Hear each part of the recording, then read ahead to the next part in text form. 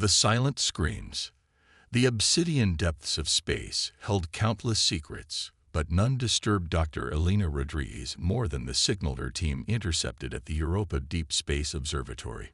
For 3 weeks, the pattern had haunted their instruments, a rhythmic pulse that defied conventional understanding, yet carried an undeniable urgency that transcended language barriers.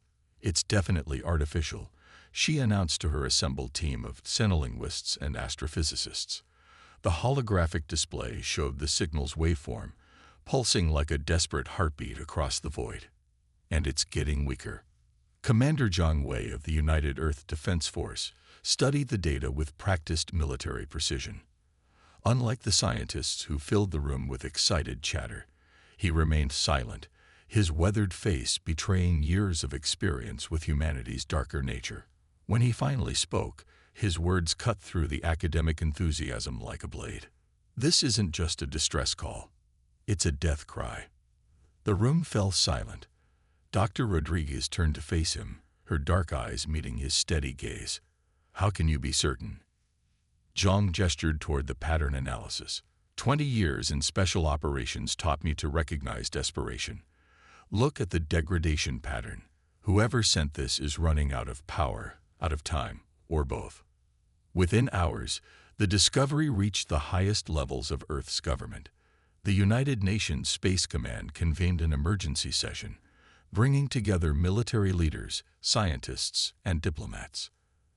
The debate raged for days as humanity grappled with a momentous decision. Admiral Sarah Halifax, commander of Earth's Fourth Fleet, stood before the assembly. At 62, she carried herself with the quiet confidence of someone who had seen humanity at its best and worst.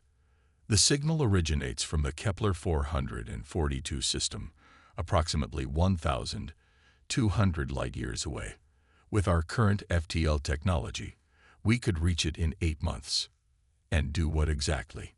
interrupted Ambassador Chen from the Martian colonies. "We know nothing about who sent this signal or what dangers await us."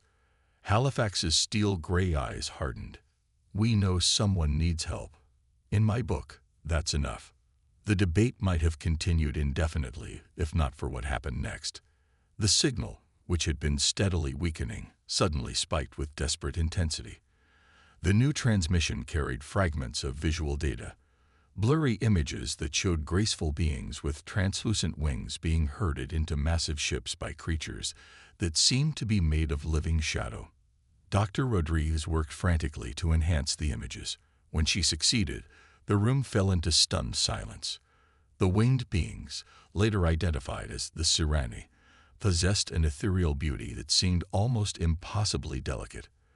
Their captors, however, were nightmares given form, hulking entities with multiple limbs and faces that appeared to be constantly shifting, as if reality itself struggled to contain them. "My God," whispered someone in the back of the room. Admiral Halifax's voice rang out with newfound determination. "I've seen enough. We've spent 30 years wondering if we're alone in the universe. Now we know we're not. And someone out there needs our help." The vote was surprisingly decisive. Humanity would answer the call. 3 months of intensive preparation followed. The Fourth Fleet, comprising 15 of Earth's most advanced warships, underwent extensive modifications. Scientists worked around the clock to develop translation algorithms based on the signal fragments. Military strategists planned for every conceivable scenario. Captain Marcus Thompson of the UES Relentless found himself at the center of these preparations. A veteran of the Mars Uprising and the Europa conflict, he had earned a reputation for unconventional tactics and unwavering loyalty to his crew. As he walked the corridors of his ship, now bristling with experimental weapons and defensive systems, he couldn't shake the feeling that humanity was about to face its greatest test. "You're brooding again," observed his executive officer, Commander Yuki Tanaka, falling into step beside him. Thompson managed a wry smile. "Just wondering what we're getting ourselves into. The Galactic Council wants nothing to do with this mission. They called us reckless primitives for even considering it." Tanaka shrugged. "The Council consists of species that evolved on paradise worlds. They'd never had to fight for survival like we have. Maybe that's exactly why we're the ones answering this call. The truth of her words became apparent when they finally made contact with Sireni refugees. The encounter occurred near a rogue planet, where a small Sireni vessel had sought shelter. The ship was barely functioning, its hull scarred by weapons fire that had left portions of it crystallized into strange, glass-like formations. The first Sireni to board the Relentless was introduced as Luminous Song of Dawn, though she quickly adapted to the human designation Luna. Her species communicated through a combination of bioluminescent patterns and harmonic frequencies that human equipment could partially translate. "You came," she said, her melodious voice carrying undertones of disbelief. "The stars sang of Earth, the death world where warriors are born from chaos. We thought it was legend." Thompson leaned forward in the conference room, studying the delicate being before him. Despite her fragile appearance, he recognized the steel in her bearing, a survivor's strength. "Tell us about your enemies." "These void hunters." Luna's luminescence dimmed, taking on darker views. "They are entropy given consciousness. They consume not just flesh, but the very essence of what makes us who we are. Entire civilizations have fallen silent, their worlds left barren husks." "Why hasn't the Galactic Council intervened?" asked Dr. Rodriguez, who had joined the meeting as chief xenologist. "Because the Council believes in non-interference," Luna replied bitterly. "They watch from their safe worlds while others burn. Only Earth responded, Earth, which they call primitive and violent." Thompson exchanged glances with his senior staff. Everything they were learning confirmed what many humans had long suspected. Their evolutionary path, forged in the crucible of a hostile world, had made them unique among spacefaring species. Where others saw only violence and chaos, humans had developed adaptability, creativity, and an iron will to survive. "How many of your people remain?" Thompson asked gently. Luna's response came as a harmony of grief. "Thousands hide in the asteroid fields of our system. Millions more are held in the Void Hunters' harvest chips. They take us alive. Our consciousness feeds their hunger in ways we don't understand." The human officers sat in stunned silence. The magnitude of the atrocity was almost beyond comprehension. Finally, Admiral Halifax spoke through the comm system from her flagship. "Luna, we need complete tactical data on the Void Hunters.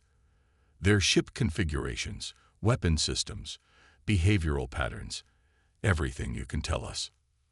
Over the following days, the Sireni refugees shared their knowledge. The Void Hunters operated in swarms, their ships connected by some form of quantum entanglement that allowed instantaneous coordination. They had been harvesting civilizations for millennia, growing stronger with each conquest. No one had ever successfully resisted them. "Until now," Thompson declared during a strategy briefing. The conference room aboard the Relentless was packed with officers from across the fleet. Every species they've encountered has been from what the Council calls paradise worlds: low gravity, stable environments, minimal predation. They've never faced anything from a death world. Commander Tanaka brought up a tactical display. "Our analysis shows their ships are designed for overwhelming peaceful civilizations, not fighting hardened warriors. They rely on fear and superior numbers."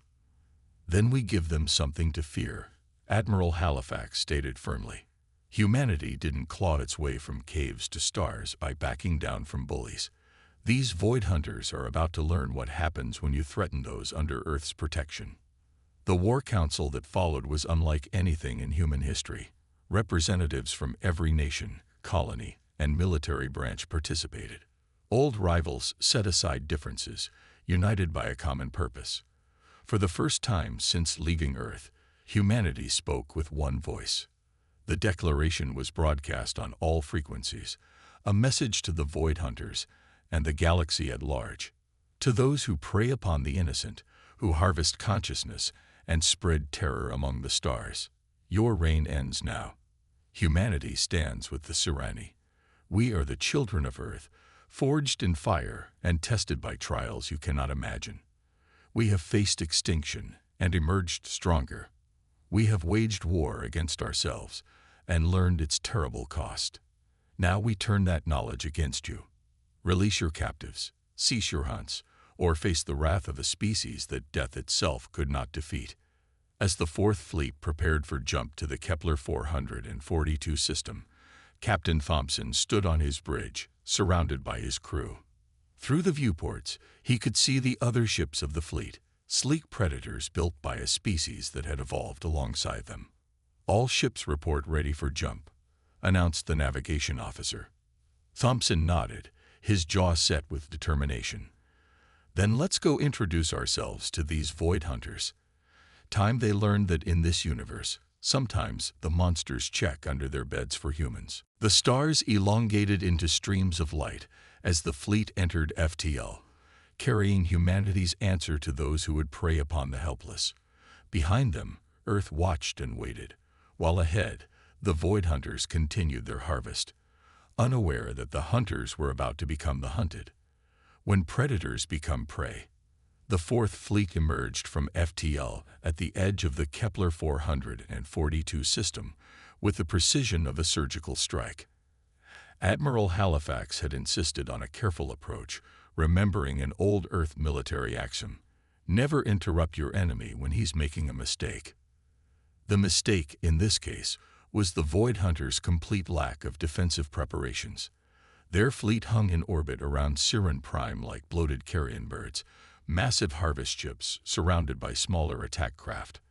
They had grown so accustomed to being the apex predators that they hadn't even posted sentries at the system's edge. "Tactical analysis complete," reported Lieutenant Commander James Park from his station aboard the Relentless. "Count 47 harvest ships, approximately 200 escort craft. They're in a standard collection formation, completely exposed." Captain Thompson studied the display, his mind racing through possibilities. The Void Hunters formation reminded him of ancient whaling fleets, designed for processing prey, not defending against attack. They'd been doing this for so long, they'd forgotten how to be afraid. "Then let's remind them." Admiral Halifax's voice came through the fleet comm. "All ships, implement Operation Wildfire. Show these bastards what happens when they mistake kindness for weakness." The human fleet split into 5 combat groups, each moving with the coordinated precision that had made Earth's military forces legendary even among their own species. Thompson commanded the lead group, taking the Relentless and 4 destroyers on a direct approach while the other groups flanked wide. As they closed distance, the Sirani refugees aboard each ship provided crucial intelligence. Luna, now serving as liaison officer on the Relentless, pointed out critical details the human sensors might have missed. "The harvest ship's main weapons are consciousness extractors," she explained, her bioluminescence flickering with suppressed emotion. "They must establish a neural link to function, but the process requires the target to be stationary and unshielded." Thompson grinned darkly. "Stationary isn't exactly our style." The Void Hunters finally detected the approaching fleet when the humans were already in attack range. Their response was slow, confused, the reaction of predators suddenly faced with something that didn't flee in terror. Warning transmissions flooded the comm channels, translated by the ship's AI into dozens of languages. "Unknown vessels, you are intruding on a lawful harvest. Withdraw immediately or face consumption." Thompson opened a channel to respond, his voice carrying the cold fury of a species that had seen too much suffering. "Void Hunters, this is Captain Marcus Thompson of the United Earth ship Relentless. You are engaged in acts of genocide against a peaceful species. You will cease all operations immediately and prepare to be boarded." The response was immediate and predictable. "You dare threaten the devourers of light. Your consciousness will feed us for millennia. All ships, weapons free." Admiral Halifax ordered. Time to teach these parasites about Earth warfare. What followed would be remembered in galactic history as the moment everything changed. The Void Hunters, despite their technological advancement, fought like ancient predators, relying on overwhelming force and terror. Their weapons were designed to disable and capture, not destroy. They'd moved in predictable patterns, expecting their enemies to panic and scatter. Human warfare was different. It was the culmination of millions of years of evolution on a world that had tried to kill them at every turn. It was creativity born from desperation, brutality tempered by compassion, and above all, the absolute refusal to yield. The human ships danced through space with impossible grace, their crews pushing their vessels to limits the designers had never imagined. Where the Void Hunters expected straight lines, humans gave them spirals. Where they anticipated retreat, they found attacks from unexpected angles. Commander Tanaka led the relentless fighter squadron in a maneuver that would later be taught in military academies across the galaxy. Using the gravity well of Siren Prime's largest moon, her pilots slingshot their craft at velocities that should have been suicidal, converting their fighters into kinetic weapons that punched through the Harvest ship's shields. Their shields are designed for energy weapons, she reported, pulling her fighter out of its dive with G-forces that would have liquefied most species. Physical impacts at high velocity. They'd never expected it. The Void Hunters' confusion turned to something they hadn't experienced in millennia. Fear. Their quantum-linked communications network, designed to coordinate hunting patterns, became a liability as panic spread instantaneously through their fleet. They tried to adapt, to counter the human tactics, but every adjustment was met with new innovations. Captain Rebecca Martins of the UES Indomitable demonstrated why humans were called chaos incarnate by the Galactic Council. When her ship's main weapons were temporarily disabled, she didn't retreat. Instead, she overloaded her ship's FTL drive and used it as an improvised weapon, creating micro-jumps that allowed her to appear inside the Void Hunters' formation, causing havoc before jumping away again. You can't fight what you can't predict, she laughed over the comm, her ship appearing and disappearing like a ghost among the enemy vessels. The turning point came when Lieutenant Commander Park discovered a critical weakness in the Harvest ship's design. Captain, their consciousness extractors create a feedback vulnerability. If we can reverse the neural flow. Thompson didn't let him finish. Do it. All ships target the extractor arrays with neural scrambler missiles. Let's give them a taste of their own medicine. The modified weapons, hastily engineered during the battle, struck home. The Void Hunters, so used to being the ones who devoured minds, suddenly found their own consciousness under assault. Their carefully ordered thoughts dissolved into chaos, their quantum links becoming conduits for confusion rather than coordination. Admiral Halifax seized the moment. Combat Group 3 breached those Harvest ships. Liberation teams, human Marines, trained in the unforgiving environments of Earth's worst hellholes, breached the Harvest vessels. What they found inside defied description. Vast chambers where millions of consciousnesses from dozens of species were held in crystalline matrices, kept alive to feed the Void Hunters' endless appetite. Sergeant David Kim, leading the first breach team, had fought in conflicts across 3 planets. Nothing had prepared him for this. Command, we found the prisoners. Millions of them, beginning extraction protocols. The liberation was a testament to human adaptability. Engineers who had learned their trade keeping life support running in asteroid mines now worked to safely disconnect alien consciousness from their crystalline prisons. Medical officers trained in battlefield trauma found themselves pioneering entirely new fields of xenological rescue. Dr. Rodriguez, who had joined the liberation teams despite regulations, worked frantically to establish communication with the trapped minds. "They're alive," she reported, tears streaming down her face. All of them. The Serani and others. Species we've never seen. They'd been aware this entire time. The Void Hunters' resistance crumbled as their Harvest ships were systematically liberated. Their smaller attack craft, designed for corralling fleeing prey, proved woefully inadequate against human fighters whose pilots had learned to fly in war games where second place meant death. Then came the moment that would echo through galactic civilization. The Void Hunter command ship, a massive dreadnought that dwarfed even the largest human vessels, transmitted a message that their behavior protocols had never before required: a request for terms. Thompson stood on his bridge, surrounded by his crew. As the transmission played, the Void Hunter commander appeared on screen, a writhing mass of shadow and tentacles that hurt to look at directly. But beneath the alien horror, Thompson recognized something utterly familiar: defeat. "We yield," the entity spoke, its words translated into flat, emotionless human speech. "We request cessation of hostilities." Admiral Halifax's response was swift and uncompromising. "You will release all captives immediately. You will provide the coordinates of every world you've harvested. You will submit to confinement pending trial for genocide. These terms are non-negotiable." "You cannot judge us," the Void Hunter protested. "We are beyond your comprehension. We have existed since before your star was born." Thompson stepped forward, his voice cutting through the alien's protests. "Age doesn't grant wisdom, and power doesn't grant the right to abuse it. You made a fundamental error. You assumed that because we're young as a species, we're weak. But youth means we remember what it's like to be prey. We remember what it's like to fight for survival. And unlike you, we learned to protect the weak instead of devouring them." The surrender was total.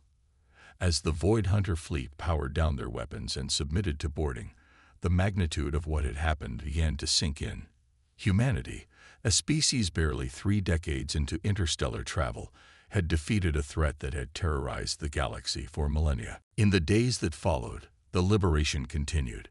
Millions of consciousness were carefully extracted from the harvest chips and returned to physical forms, a process made possible by combining human medical technology with Serani bioengineering. Species thought extinct returned to life. Entire civilizations were reborn. Luna stood with Captain Thompson on the observation deck of the Relentless, watching as the first freed Serani took flight around their homeworld. Her bioluminescence pulsed with patterns human equipment couldn't fully translate, but Thompson understood the emotion behind them. "Your people have given us more than our lives," she said softly. "You've shown the galaxy that there's another way. The Council speaks of evolution as a journey toward peace and harmony, but you've proven that sometimes evolution creates warriors not for conquest, but for protection." Thompson nodded, his eyes on the recovering world below. "On Earth, we have a saying: the strong protect the weak. Maybe that's what Deathworlds really teach, not just how to survive, but why survival matters." The aftermath reshaped galactic politics completely. The Galactic Council, forced to confront their failure to act, underwent massive reforms. Humanity was offered a seat on the Council, the first Deathworld species to receive such an honor. But more importantly, Earth became something new in the galaxy, a beacon of hope for the oppressed. The Void Hunters were confined to a single world, their consciousness-devouring abilities neutralized. Some argued for their complete destruction, but humanity, perhaps surprising the galaxy once more, advocated for rehabilitation. "We've been monsters too," Admiral Halifax explained to the Council. "We chose to become better. They should have that chance." As the Fourth Fleet prepared for the journey home, they carried with them more than just victory. They brought representatives from dozens of rescued species, all eager to establish relations with Earth. The death world that the galaxy had feared had become its unlikely protector. Captain Thompson stood on his bridge one last time before entering FTL, his crew around him. Through the viewports, he could see ships from multiple species forming up alongside the human fleet, new allies in a changed galaxy. "You know what this means," Commander Tanaka said, joining him. "We're not just explorers anymore. We're guardians." Thompson smiled, thinking of Earth's bloody history and how it had forged them into something the galaxy desperately needed. Maybe that's what we were always meant to be: the monsters that keep other monsters at bay. As the fleet jumped to FTL, carrying news of humanity's triumph back to Earth, the stars themselves seemed to shine brighter. The age of the Void Hunters was over. The age of the Guardians had begun, and somewhere in the vast expanse of space, on worlds that had never known fear, Beings looked up at the stars and whispered of humans, the Deathworlders who had chosen to be heroes, the warriors who fought not for conquest, but for justice, the young species that had taught the ancient galaxy the most important lesson of all. Sometimes, the greatest strength isn't in being feared, but in being willing to stand between evil and those who cannot defend themselves. The galaxy would never be the same.